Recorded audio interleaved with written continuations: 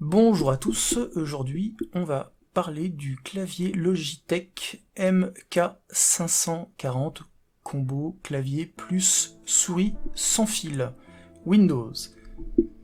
Donc pour parler tout de suite de la souris, eh bien vous avez une souris avec un bouton on-off d'une taille assez grande pour moi, mais en fait c'est plutôt une taille classique.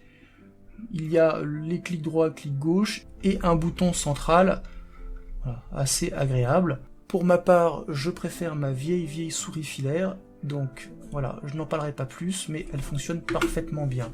Donc ce clavier, je vous en parle après en avoir testé deux précédemment. Alors le premier c'était celui-ci, le Joy Access, que je trouvais beaucoup plus élégant. C'est le premier que j'ai acheté, le 10 octobre 2020. Ce clavier ne m'a pas plu, donc le 15 octobre 2020 j'en ai acheté un second, j'ai renvoyé l'ancien, et celui-ci également je le trouvais esthétiquement très joli, avec de bonnes évaluations, mais ça ne m'a pas plu, et donc je l'ai renvoyé, et j'ai acheté le Logitech MK540.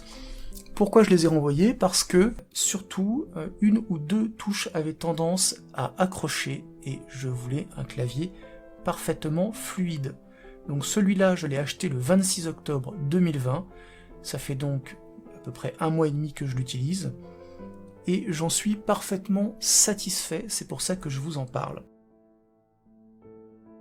Donc voyons maintenant quelles sont ces possibilités. Alors déjà, au niveau de la frappe, on a une frappe qui est vraiment très agréable, des touches qui sont très douces, très silencieuses, aucune, mais absolument aucune n'accroche, c'est vraiment du pur bonheur.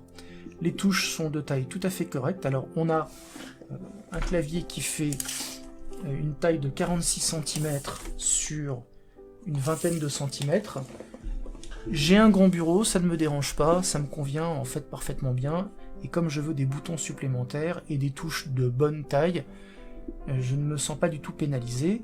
Alors vous voyez, on a des touches Enter, majuscule, retour arrière, contrôle, qui sont grandes, donc si vous avez des gros doigts, vous ne risquez pas d'appuyer sur de mauvaises touches, donc ça c'est un très bon point. Autre très bon point, c'est qu'il y a des boutons supplémentaires. Alors nous avons ici un bouton pour quand vous regardez une vidéo sur YouTube, et j'ai testé également sur VLC, vous pouvez mettre en pause et redémarrer la vidéo, retour arrière, aller en avant. Ici on peut couper le son, baisser le son, augmenter le son, très très pratique, plutôt que de le faire à la souris. Là, petit bouton pour activer, désactiver le clavier, sachant qu'il y a un mode veille et qu'à mon avis les piles durent très très longtemps. Ici, ce bouton, lorsque vous appuyez dessus, vous avez la page internet qui se remet à zéro, comme ceci. Ici, vous avez le mode verrouillage, donc ça met l'ordinateur en mode verrouillage, c'est-à-dire que vous devrez ensuite retaper votre mot de passe pour réouvrir Windows, mais l'ordinateur, quant à lui, ne se mettra pas en veille. Il y a un autre bouton pour cela. Ce bouton, c'est pour voir si les piles sont toujours bonnes. Ici, vous lancez directement la calculatrice. Bon, ça, ce sont des fonctions tout à fait classiques.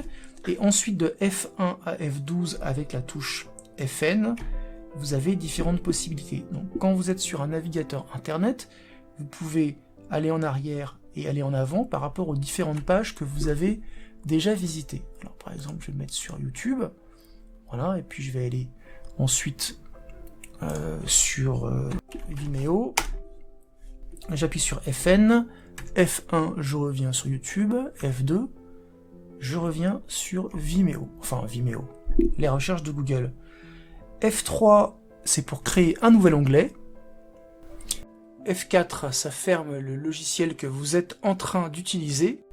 Voilà. Ensuite, F5, FN, fonction F5, c'est pour lancer une recherche. Alors là, ça lance la recherche de Windows, mais quand on sélectionne le navigateur, ça lance la recherche sur le navigateur, ce qui n'apporte strictement rien, en tout cas à mon avis. F6, F7, avec la touche fonction, c'est pour zoomer, dézoomer. On peut zoomer, dézoomer. Voilà. F8, ça va baisser tous les logiciels ouverts au moment où vous travaillez. Donc si par exemple vous avez ici la calculatrice et puis je vais ouvrir voilà, un autre navigateur, eh bien je fais fonction F8, voilà, et tout se collapse, comme on dit en anglais, c'est-à-dire tout se ferme. Ensuite nous avons fonction F9 pour enregistrer sous, fonction F10, ça lance l'impression, fonction F11, ça lance les paramètres de Windows, et fonction F12, ça met l'ordinateur en veille. C'est-à-dire que je ne vais pas le faire maintenant, sinon tout va s'arrêter et mon enregistrement sera arrêté aussi automatiquement. Et dernier point positif, eh bien la touche vert majuscule, lorsque vous appuyez dessus, vous avez une diode lumineuse qui s'affiche. Je trouve que c'est beaucoup plus pratique que lorsque c'est une diode lumineuse ici. Alors, voilà ce que je pouvais vous dire sur ce clavier. Je vais quand même vous donner les quelques points négatifs que je lui trouve, même si pour moi ce n'est pas rédhibitoire. Alors tout d'abord, nous avons cette fonction ici qui est représentée par ce petit logo qui est en fait le clic droit de la souris que l'on retrouve sur certains claviers comme celui-ci, comme un bouton à part entière. Eh bien ceux qui ont l'habitude d'utiliser le clic droit avec le bouton du clavier, il faudra le combiner avec la touche fonction. Ensuite, concernant les touches, alors vous voyez, bizarrement, quand on regarde de plus près, on a l'impression que ce sont des petites pastilles qui ont été collées sur des touches en plastique, ce qui est certainement le cas. Alors elles n'ont pas été collées vulgairement, hein, on sent que ça ne va pas s'enlever dans la semaine qui suit votre achat. On sent une légère petite aspérité quand on passe le doigt sur les touches, donc on peut s'imaginer que d'ici quelques années les touches auront disparu. Ce qu'on peut regretter.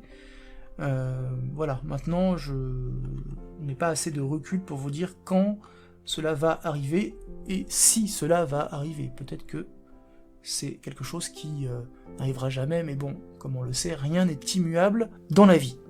Je trouve également que les touches ne sont pas assez visibles. J'aurais aimé plus de contraste, c'est-à-dire des touches plus blanches et peut-être un peu plus grande, plus épaisse. Là, on est sur un blanc, voilà, j'ai pas des super yeux, ça ne me gêne pas, hein, je peux travailler tout à fait sans aucun souci. Maintenant, bon, j'aurais préféré que ça soit un petit peu plus contrasté. Un autre petit souci, c'est qu'il n'y a pas de diode pour vous indiquer si vous êtes avec le clavier, avec le pavé numérique actif ou inactif. Donc parfois on a des petites surprises si par inadvertance on appuie sur le bouton vers num, bon ça désactive les touches et ensuite ce sont les flèches ici qui prennent le pas dessus, donc ça c'est pas très gênant, bon c'est vraiment bon, mais ça c'est quand même dommage, ça, on peut s'imaginer que ça coûtait pas grand chose de le faire. Voilà ce que je pouvais vous dire sur ce clavier, j'en suis très content, je vous mets un lien affilié dans la description. N'oubliez pas de liker cette vidéo si elle vous a plu, vous pouvez également vous abonner à ma chaîne et cliquer sur la cloche de notification si vous en avez envie. Je vous dis à très bientôt.